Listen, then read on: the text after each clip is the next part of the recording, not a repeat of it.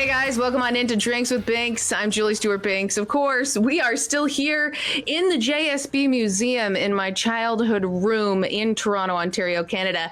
And you know, even though this was sort of my room when I was in high school and a young kid, it's starting to feel normal now, which I think is not good. But it has been very nice to be able to spend time with my family during a very unprecedented time in the world right now, as we are all still staying home to stay safe, social distancing, wearing your masks. Do it, people, because we want to get back to normalcy as soon as possible and not too soon. Speaking of normalcy and getting back to things that we like to do and see, there's football. There's NFL that is allegedly going to be starting in a very short amount of time. And to help us preview that and talk a whole lot more, we've got two-time Super Bowl champion with the Pittsburgh Steelers, Ike Taylor, who is now with Believe in Steelers podcast. Ike, thanks so much for coming on here with the show today. How are you doing? Julie, appreciate y'all having me. Always good. Just got done working out. Of course, we had some technical difficulties, but at the same time, we figured that out. That's what you do in this quarantine, as I like to say. But yeah, I'm glad to be on the show. Yeah, I know. We've been all trying to figure out how to work from home, and the technology, even though you think you get used to it at some point, then there might be a new hiccup. But hey, we're all becoming experts in figuring out the computers. Now, on this show, of course, as the title is, it's Drinks with Binks. And what are we drinking and toasting to today, Ike? Oh man, toasting to life and success, but I'm drinking a Duckhorn. As you can see, I'm a red wine drinker. And that's what I like to drink right after workouts, right after training, right after whatever. I like to get to my red wine and cigars, but since we drinking and thinking, I'm gonna toast to everything, toast to success and toast to this Duckhorn right here. Okay, great. We drinking and thinking. That is a new one. I sadly don't have red wine with me today. I usually like to drink whatever my guest is drinking, because I thought my mom would just have red wine casually hanging. I feel like everyone just has red wine because I've gotten it as like a gift or some like cheap thing at a party or whatever, but she didn't, so I have rosé, and okay. I mean, it's still good. I like to drink it after a workout as well too. So fancy toast. Bottoms up. Cheers.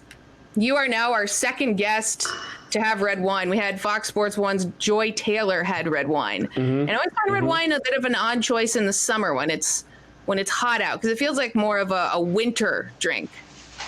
No, when it's good, it's good. When you get into red wines and your palate change from like a Pinot Noir to a Cab to a Syrah to a Merlot to a Chardonnay, once you start getting into these wines, man, these wines start tasting like Kool-Aid. Once they start tasting like Kool-Aid, you just ignore. You would know exactly what city and what state they come from. I've been drinking red wine for at least 15 years, so I got a nice red. I got at least 1,500 bottles of red wine. So I'm a red wine drinker. When I say I'm a red wine drinker, I'm a red wine drinker. So you have 1,500 bottles. What is your favorite type, or maybe your favorite place that you get red wine from? Right now, I just showed when we were trying to get everything figured out, Austin Hope. So the Austin Hope is from Paso Robles, California. You know, and Paso Robles it's real good with their weather. The weather's very consistent. I got a 2016 because it's hard to get a 2016 right now because everybody is so much in a rush to give out red wine. It's 2018 and up. You start catching these 2016 wines, you catch some real good wine coming from some good grapes. Okay, and do you have your own wine venture yet? Nah, I don't. Actually, I'm coming out with a cigar line, though. So I do like smoking cigars, so I'm coming out with a cigar line.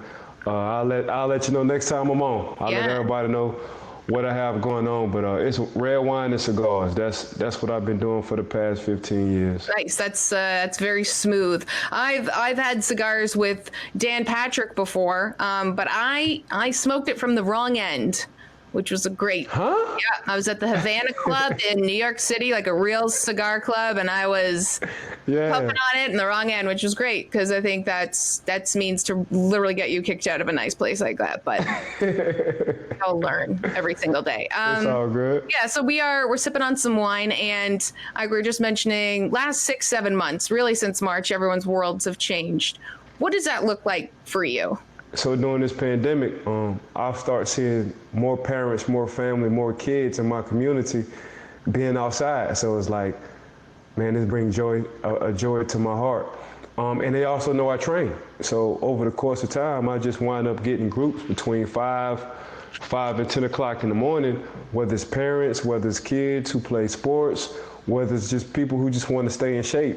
They've been coming to my garage and kind of training with me. So I've been seeing that a lot. And I'm like, yeah, what's going on with this pandemic? You know, it's not good, but at the same time, we all adjusted, and that's what you need to do. So my saying has always been, get comfortable being uncomfortable. And right now, this is an uncomfortable situation for all of us, you know, but I just try to make my block comfortable. My heart was smiling when I saw kids playing on the street, you know, families outside, even cheers and even toasting from one driveway to the next driveway. You know, we still practicing, you know, social distancing. So it's been good for me, but I've been training like crazy. And I've never asked to do it. I never charge. I do it for the bottom of my heart. I like seeing people smile. I like seeing moms say, you know what, I haven't worn these jeans in 10 years. You know what I'm saying? I like seeing dads feeling stronger, you know, and when they come to me, whether they have a girlfriend or wife, they start to fist pump me. So I know what time it is, but at the same time, kids having more energy, they start being more laser focused. So for me, yeah, this pandemic has been a blessing in disguise for me. So you were already training on your own, and then this whole sort of community thing. So you're not playing anymore. How come you're still training at this level? That's just part of me. You know, I got to, like how some folks just like, they gotta have their cup of coffee early in the morning. I gotta work out early in the morning. So 5 o'clock, I gotta work out. Like, that's my cup of coffee. So that's my vice. And for me, it's a good thing. You know, it keeps my mind right. I have a big dog. I have an Argentinian dogo. He likes my dad get up early in the morning, work out. My son, he's becoming a morning person. You know, so my son, he'll work out with me before he go to school. And that's just how it is. We try to beat the sunlight.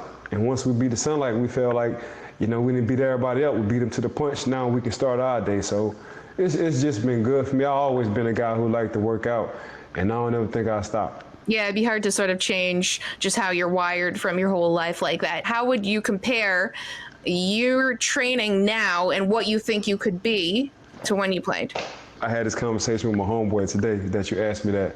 I feel like I'm in better shape now than I was when I played football. And the reason why I feel like I'm in better shape now is because I'm eating properly. You know, I'm getting a proper amount of sleep now.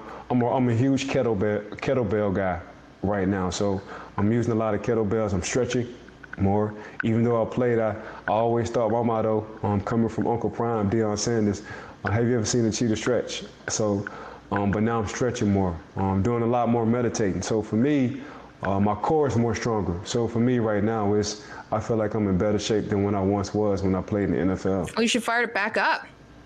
Get back out there. No, I'm only good for like 5 plays after that. Okay, so maybe you aren't as in better shape as you were before.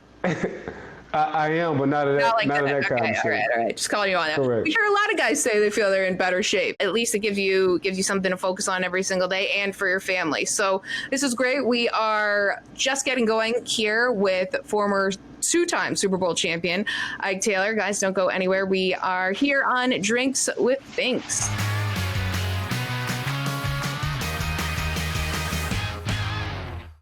I'm Adam Schefter of ESPN, and I had Drinks with Binks.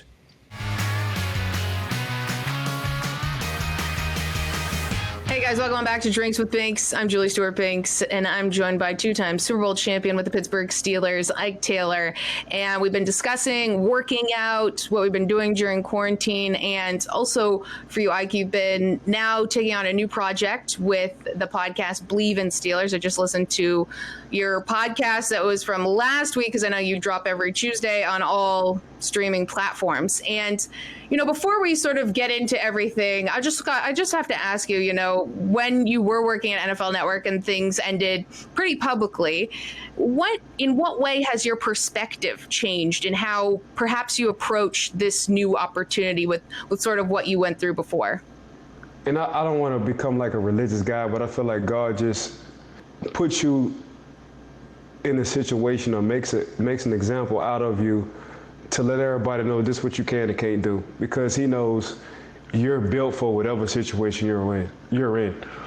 My life have never been, as soon as I think something goes smooth, something always happens. And I've just come to the conclusion like, okay, he always prepared me. It's something like building your immune system. Okay, he's mentally challenging me every time. So, and I'm talking about God of that nature. So I just accept it, understand it, just look at it like he's using me as a tool. Don't shy away from it. I'm always embracing the adversity, because I feel like with adversity, it just builds character more and more and more and more and more. And I'm sure you understand that, Julie. Just dealing with figure skating and going through what you're going through, not everybody can do it. You know what I'm saying? Not everybody can say they try to figure skate. Not everybody can say they try to train for the Olympics. You've only gotten to where you have gotten to because you know how to deal with adversity. You know when you fall 9, you got to get back up 10. And I look at my situation the same. Like, I loved it over there, and I still talk to producers, to MJD, to Colleen, to Prime and Uncle Prime. Now he's with Barstool Sports, to Micah Irvin. Like I'm Nate. I'm still in cahoots with everybody. It's unfortunate what had happened, but that's a situation I really can't talk about. But at the same time, I just understand that life.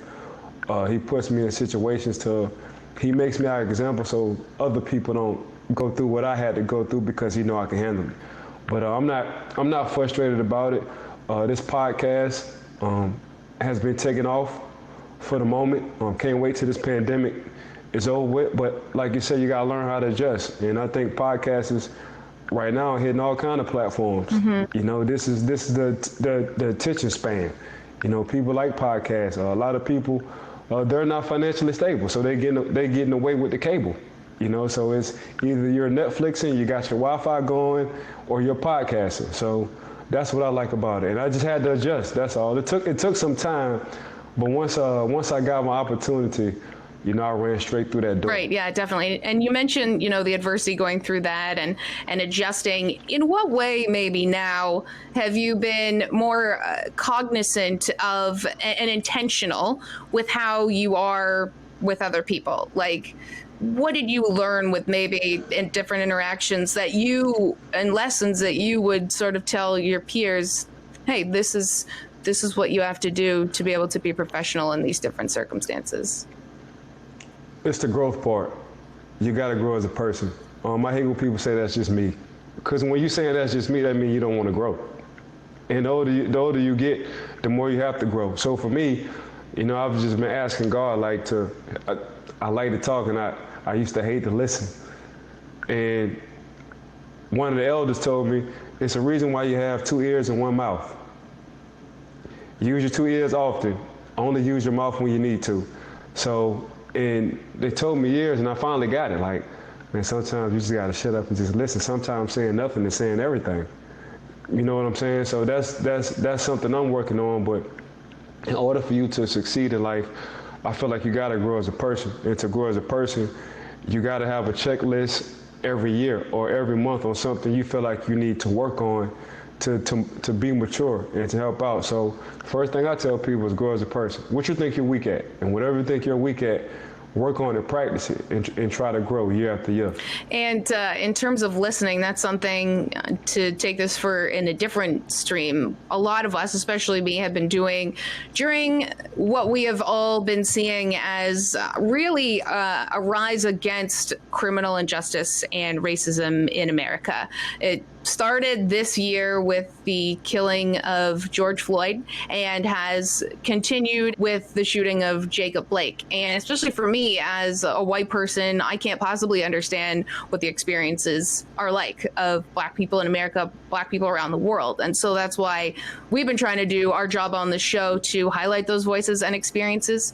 And what we've seen in sports this week, especially with what we saw with the NBA, and they sort of led the charge on the social pulse of the world, and sort of taking a step back and seeing, what is happening. Like, why is this still going on? Obviously, this is built-in systemic racism for hundreds and hundreds of years. But for you, when you're watching this happen, when you're watching these leagues stop playing because of this, how did it make you feel?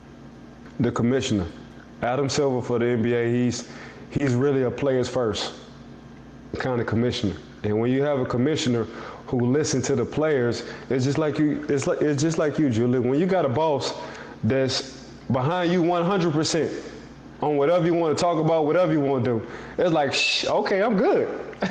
It's whatever. Same thing with the NBA players. They have a commissioner who's really showing, man, I'm with the players first.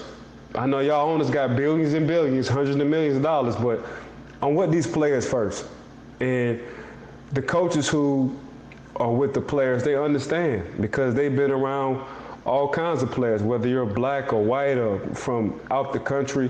The NBA players, man, that's what I love sports. You get people from all kinds of creeds, regardless on what color you is, regardless on what kind of background, where you had money or where you didn't have money. But that's what I love about what the NBA is doing. Now everybody's starting to follow the line. The only thing about the NFL is, will the commish listen to the players? Because for the majority, the NFL is ran by the owners. So it's going to be tough for the players, and it's going to take some holdouts. I just think the union and the commissioner for the NBA, when you have that kind of guy who's all in for the players, these players feel like they can postpone the game in 10 minutes, off of what happened in Kenosha. I don't think the players in the NFL right now are able to do that. I think the union is better in the NBA than it is in the NFL. And the reason why is because the commission is behind the players 100%. What's been going on, like you say, the systemic social injustice, it's been going on for a while, for hundreds of years. And I think because I have a 13-year-old son, and he's a mixed baby. Like his mom is white, his dad is black. So I say, bro, you wind up getting stopped, they're gonna look at you as black. If you say, oh, my mom white, they're gonna be like, well, your mom never should have went that way. If he came across the wrong police officer. So what I tell my son is, he's starting to drive around the park, around his neighborhood. This year he'll be 14 years old. Is if you ever come in that situation, even if you're just playing with your homeboys in the neighborhood, and he's in a pretty good neighborhood, but come home and tell me the story, because I don't want nobody telling me the story about you. So listen at all times, and that's what us as black players had to go through. And that's why a lot of the white coaches, in the NBA and NFL, they understand, because that's all they've been around. They've been around the black kids. And usually us black kids who have made it, we came from nothing. It's hard to find a black kid who had it all. It's rare. You usually find the black kids who now have been successful in sports. Man, that's all they know is adversity. I got a kid right now, he's living with me. I call him my nephew. I took him from New Orleans. Now he's in Orlando. He's going to a private Catholic school. And what they praise him about is his maturity. Like they say, Ike, he's 15, but he talks and acts like somebody who's 40-something years old. I said, man, it's rough living in New Orleans. Like in New Orleans, by 10 years old, this man had to learn how to cook and fold his clothes because his mama had to work 3 jobs just to take care. So when I come and I see stuff taken out the washer and dryer and fold, I'm like, Bishop, what you doing? His name, Bishop, what you doing? He was like, that's what my mama taught me at 10 years old. Uncle Ike, like 10 years old, I had to cook, clean, fold and do laundry, and just make sure I had something to eat because mama had to work to pay the bills. And that's how we grew up. Like I grew up with nothing. I grew up barn bred.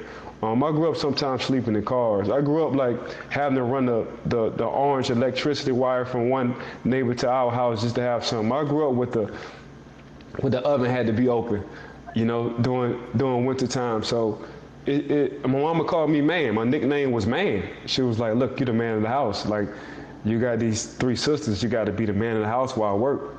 And I'm 8 years old, and that's just how it is. So us dealing with adversity has never been an issue. I think this younger generation, I think my son's generation, they're fearless. and they're educating themselves on what happened in the past. They're not worrying about the consequence. They're all about freedom. You know, my son, he mixed, but he got a great mix between white and black friends, and they feel the same way about my son. You know, a lot of the white kids I coach, because I coach football, they call me Uncle Ike. Like that's just how it is. But my mama, she never taught us to be racist, and I say this all the time. You act on what you taught at home. So for the most part, I was never taught ever. Like that never came out my mama's mouth. My mama raised us in the church, and it was always God is love. So love has no skin color, and I try to teach that to my kids, who I coach, and to everybody else. Like, love has no skin color. So sorry we have to live in times like these, but you know it's turning a corner. You know, you can kind of see the change. You ain't gonna see it fully. I don't know if I'd be old enough or if I'd be around enough to see it fully change, but I'm starting to see, you know, the small bricks that's being laid right now. Yeah, I mean, thank you so much for telling us everything like that. I can't even imagine what it would have been like growing up and going through everything, and even to this day, and having to talk to your son about really like the injustices in the world and having to deal with them. But as you said, there is hope that people are looking in the mirror and understanding that so many things need to change legislatively, what's being said at home, and a lot of white people understanding what white privilege is, and so many that don't even understand that exists, but then having understood that, trying to then be an ally and for us all to come together. So I really appreciate you just taking me through everything like that. There's a lot more I want to get to on this particular topic, as you mentioned, the NFL. And we also have another pandemic. We have two pandemics we're dealing with right now, racism and the coronavirus, which we will get to. Stay tuned, guys. We're here drinking and thinking with two-time Super Bowl champion Ike Taylor. Don't go anywhere.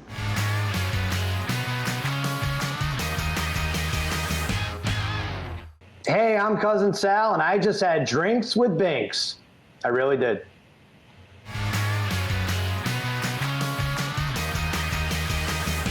Hey guys, welcome back to Drinks with Binks. I'm JSB. We've got Ike Taylor here, two-time Super Bowl champion from the Pittsburgh Steelers and co-host of the Believe in Steelers podcast. And we were discussing what we've seen in sports in the last couple weeks in terms of not playing in the wake of a number of social injustices that, of course, still continue and are deep-seated within our society in terms of racism. When you look at the NFL, you mentioned that the owners have had such a stronghold on what the players have done and what sort of the impression is around the league and the messaging. What do you expect to happen when the NFL starts in terms of what players do for that message of social justice? They won't do too much unless something like a Kenosha happen again. Then it's going to be time to talk again.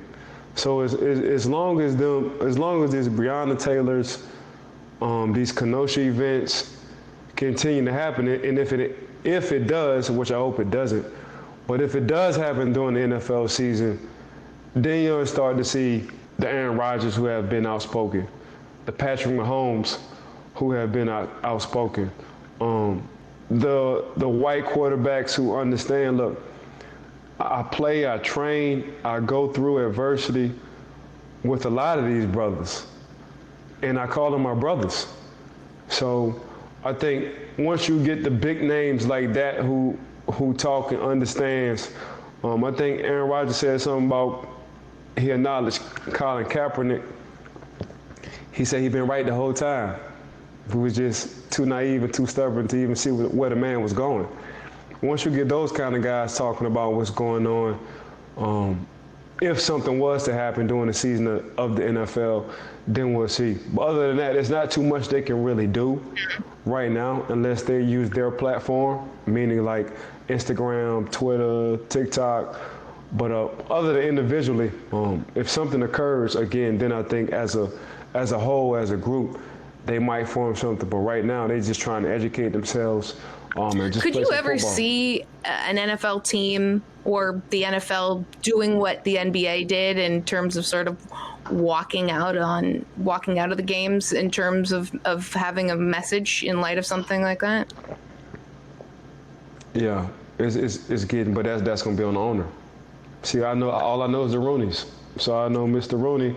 If Coach T and Seven, meaning Big Ben, if they see something they don't like on TV and these accidents keep happening, we sitting out. But that starts with the owner. And I know the Rooneys. And the Rooneys don't look at color. They treat everybody the same. Mr. Dan Rooney, I call him Paw Paw. I was one of the pallbearers for his funeral. Now you can go through the line of all the Hall of Famers that came through that building for the Pittsburgh Steelers. Him and I, we had a bond, you know. And as soon as he died, his son called me and said, "Ike," I said, "I got you." He didn't even have to finish the sentence. I said, "I got you." He said, "Okay, this is the time, this is the place." I'm just part of the family. So I know with the Rooneys, if something like that was to happen, yeah, they would definitely take a stand as a whole. Everybody else, I don't know. I can't speak for them. We don't have a whole lot of time to finish this off, but how did you get so close with the Rooneys? Oh, Papa, it just happened. I don't know, Julie. I never talked to him really about football. I always talked to him how his day was going. I used to clown with him about his high waters. He had some high. I said, "Papa, you gotta put your pants down a little bit, man. You wearing these pants all the way up, man. I can see your goddamn socks all the way up to your knees. Like, pull your pants down a little bit. Papa, you ain't got them have them all the way up to your chest plate." Things like that. As soon as I see him walk in, like, "Papa, you park crooked. You need to straighten up when you park. Like, you're gonna wind up hitting somebody." So it was always off football because that's all he's been around is football his whole life.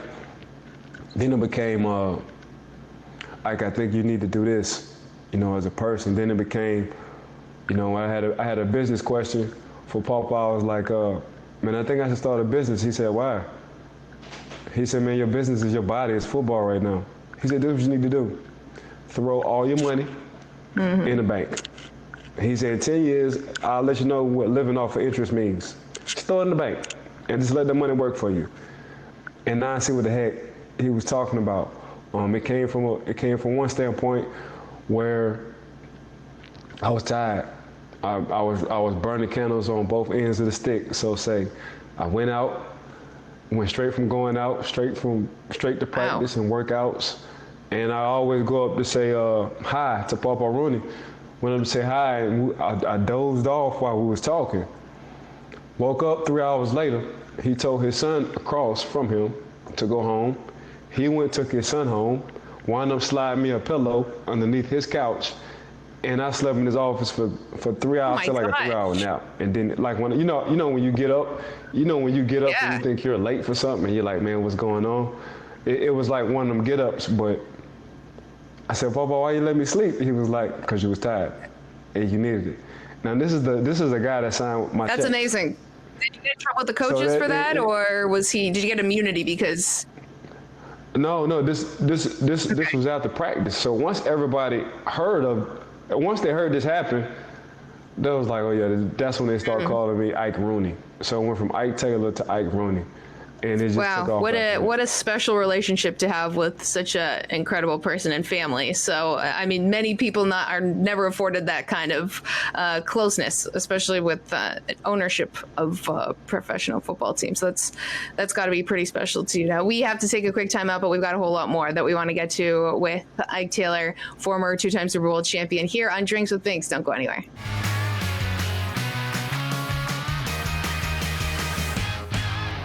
I'm Dan Patrick, and I'm sipping on Drinks with Binks.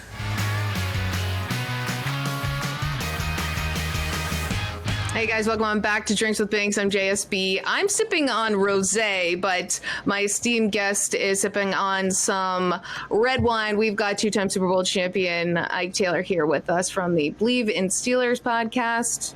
Cheers. We have been discussing everything. Cheers. I'm sure you're probably not on many shows where you're encouraged or allowed to drink, but this is one of them.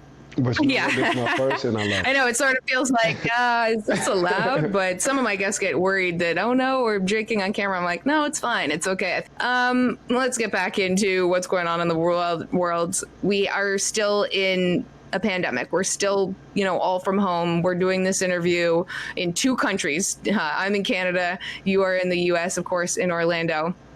How do you think, when we know with the NFL, everything is sort of, they're looking at sort of like a week or 2 week increments as it pertains to like fans at the games or what will look normal. For you, being on a secondary, being in one of the most elite secondaries of all time, one that probably fed off the crowd, at least I expect in some circumstances, how would it feel playing without any fans? You are what you are on tape. So your tape is your walking, breathing resume. So having fans there, having fans in the stadium is an unbelievable experience. It's something you can't really, you will have to really go through it to talk about.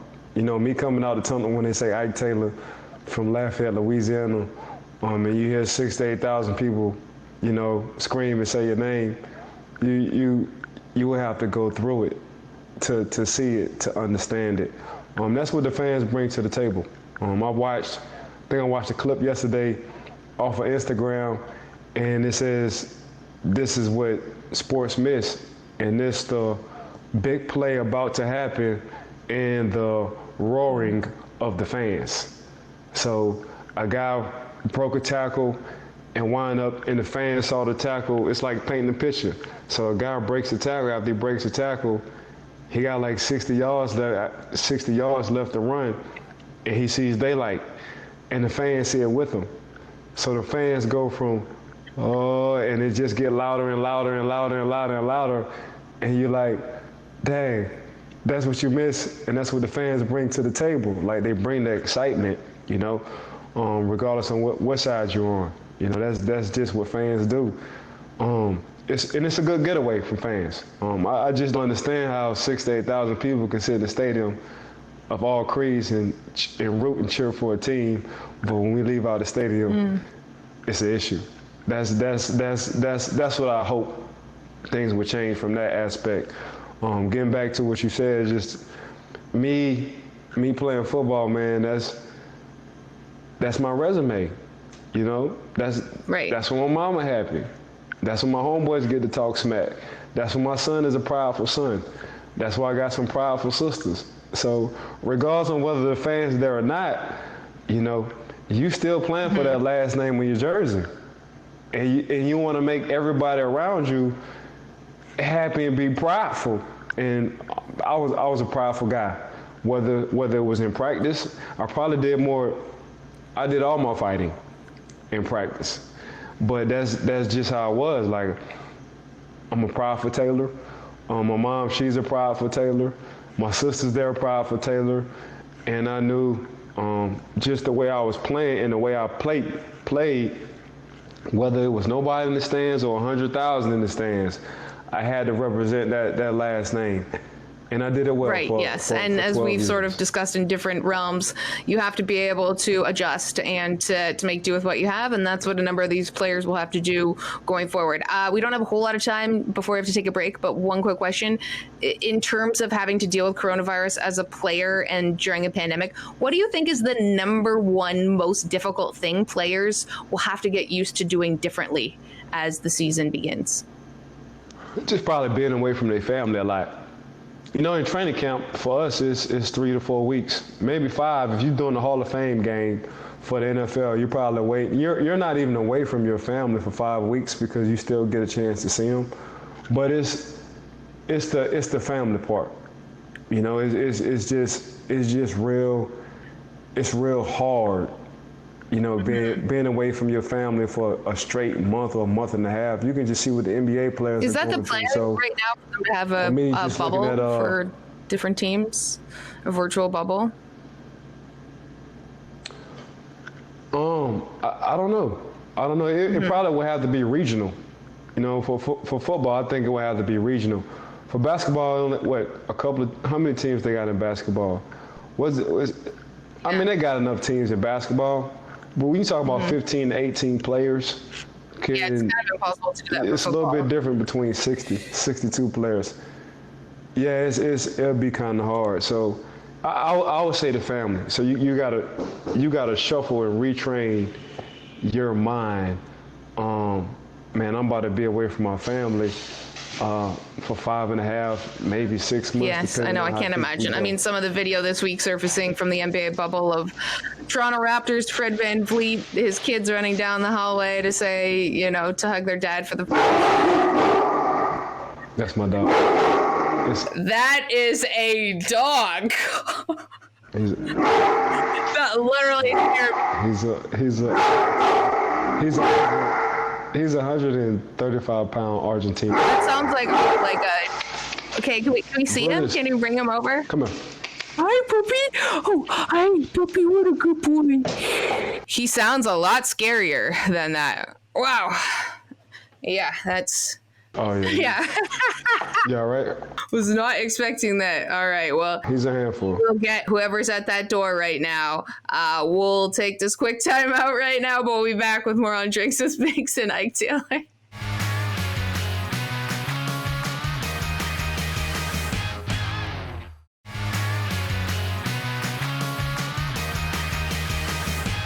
Hey guys, welcome on back to Drinks with Binks. We've got two-time Super Bowl champion Ike Taylor and his lovely dog Brutus that is making appearances here on the program. First scared me when I heard him through my AirPods, but he is a gentle giant, as they say. We got to get to some Steelers coming up action, a little AFC North, and we're seeing Big Ben return after he was sidelined with an elbow injury and having surgery last year after 2 games. He's 38 years old. You know him well. What do you expect from him coming back? He got the tools. He got the tools he's been looking for. Complete. The only thing I think he's missing is, selfishly speaking, I would have loved to see what they have now between Deontay Johnson, Chase Claypool, Juju, McDonald, Ibram. The defense who was top 5 last year. I think they got 8 first-rounders on that defense, whether you're a free agent or whether they drafted you. That's crazy. Offensive line. James Conner, of course, and we all know the James Conner story. But I would love to see Le'Veon with that, with ensemble. 7 just got to stay healthy. If 7 stays healthy, it's a wrap. I know people are going to call me a homer, but Super Bowl head come in Tampa. If he can stay healthy. He got everything you're looking for. He has the offensive line, he has tight ends, he has the defense, he has some running backs. He just got to stay healthy. And I think they understand 7's age, Big Ben's age. He's not the Big Ben he once was when it came down to scrambling. But as far as like the maturity, the going through adversity, acknowledging the clutch moments, living for the clutch moments, seeing he got young stars and they all looking at him bright-eyed when it came to the huddle. Him getting hurt last year and really seeing young guys develop who probably wouldn't have played last year, but through them circumstances, they had to. Seeing how the team went 8-8, going through a 4th-string quarterback and the defense just shutting opposing teams down. 7 is like, okay, this is how it was when I was first coming into the league. When 7 had us, his first 5 years, we was top 10 all day in America. We was top 5 damn near every year. We was top 3 a couple of them years. And we was number 1 for like 4 or 5 of them years. So now 7 has that. Now 7 has, the receivers he want on the outside. So I think as far as like play calling now, it comes down to 7. Like, this is truly his team. And what I mean by that is, you know, if him and Coach Randy, who's the offense coordinator, if him and Coach Randy felt like they could just throw all day on a certain team, and 7 gets under center during that game and be like, you know what, Coach, let's throw these passes out the window, I feel like we can run more on this team today. So I feel like 7 can trump a little bit more from his offensive coordinator in Randy because of his experience. And the guys, that's all they're looking for. You know, the guys, you can just listen to the young guys on how they talk about Big Ben. Just glad to have him back in the building. Imagine. You know, so if he can stay healthy, I can see Pittsburgh. And that is a big what if, because as we know, especially when you've been through all the bumps and bruises that he has, and you are that age, you never really know. So if he can stay healthy, there are a lot of weapons, including some defensive weapons I want to ask you about. When we return, we got to take a quick timeout. We'll have a whole lot more with Ike Taylor, 2-time Super Bowl champion with the Steelers, here on Drinks with Binks.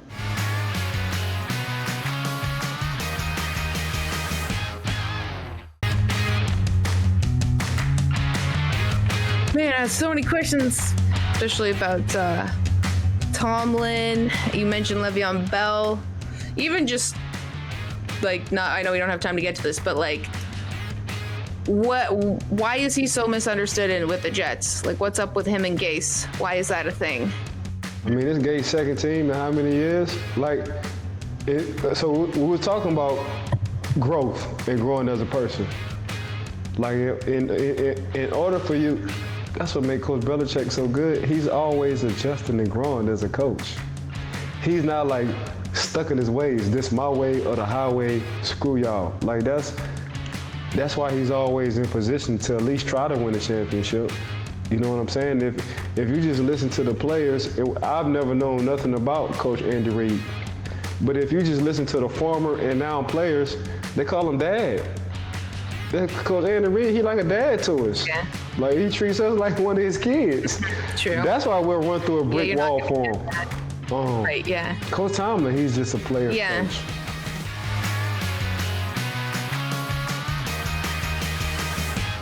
Welcome on back to Drinks with Binks. I'm Julie Stewart-Binks. We got Ike Taylor here, 2-time Super Bowl champion with the Pittsburgh Steelers. As always, there's so many things to get to, especially when we're dealing with so many things going on in the world and how it impacts sports. But for the Steelers in particular, you mentioned how good their defense is. How do you think they compare to the secondary that you guys had with such characters as Troy Polamalu and Ryan Clark, and yourself, of course? There's no comparison. The rules have changed. For us, it was take care of the head, the body will follow. You can't do that anymore. For us, it was the pain infliction. You know, our motto on defense was take the soul out of a man. Did you guys take the souls out of other guys? Oh, we took a lot of souls. Miss Julie, we took a lot of souls. You could see it. Yeah, you can see it coming to you. You can see. Nope, I don't know if you do Mortal Kombat or whatever, but you can just see. You can just see you. you can just see us taking the soul. Like everybody who played us, and we was cool with a lot of guys we played against. Their coaches always said it's going to be a physical game. Whoever out-hits the Pittsburgh Steelers, that's who's going to win the ball game. And too many didn't. It was Jacksonville at the time. Jacksonville, they felt the same way we felt. And the Baltimore Ravens, at the time, they felt the same way we felt. Other than that, it wasn't too many teams who was feeling like how we was feeling. So this generation, it would be unfair to compare. Right, yeah, would be. And as you mentioned, guys today aren't really sucking the souls out of other dudes, just not really necessarily allowed in the league. Although one could say maybe you guys had your soul sucked out of you in the 2011 AFC wildcard game. That would just be one that maybe didn't go your way. No, it didn't, but you know what? Yeah, especially Tim Tebow. I played longer than all of them. So, yeah, I played longer than a lot of, And Tim Tebow is a good dude. I've loved him to death. Great guy. We hung out a few times. But I think my football career has been a lot better than a lot of them. And I'm just a walk-on. Wasn't nothing handed to me. Just old walk-on who only played college football for 1 year. Wound up playing in the league for 12, going 3 Pretty Super good. Bowls and winning 2. Yes. No, and I didn't Yeah, mean I'm to not sour gonna complain. that I'm not record, gonna but I will ask you though. We have to go to break. You said you know Tim Tebow. He's sort of this elusive character. What's one word to describe him that like we just don't understand about him? No, you understand everything about Tim Tebow. So what you just see is love what you his get. passion. You love his passion. Yeah, you just love the dude passion. Like Tim ain't the most athletic. He wasn't the best quarterback. He's not gonna wow you with throws, but you know, if it's 60 minutes on the clock, he gonna play for 60. He's not gonna give you 59 and a half. He's not gonna give you 59. Tim gonna play for 60. And during them 60, he's gonna give you whatever ounce of sweat, blood, whatever emotion, whatever you need. Well, that's what he good was to know. gonna That give sounds a lot like my figure skating career that is, encapsulated up here. Not going to be the best figure skater, but I'll give it my all. Give it all the blood and sweat there was out in there in the world. Okay, we got to take a quick time out. We'll have a whole lot more when we come back with Ike Taylor, 2-time Super Bowl champion from the Pittsburgh Steelers on Drinks with Binks.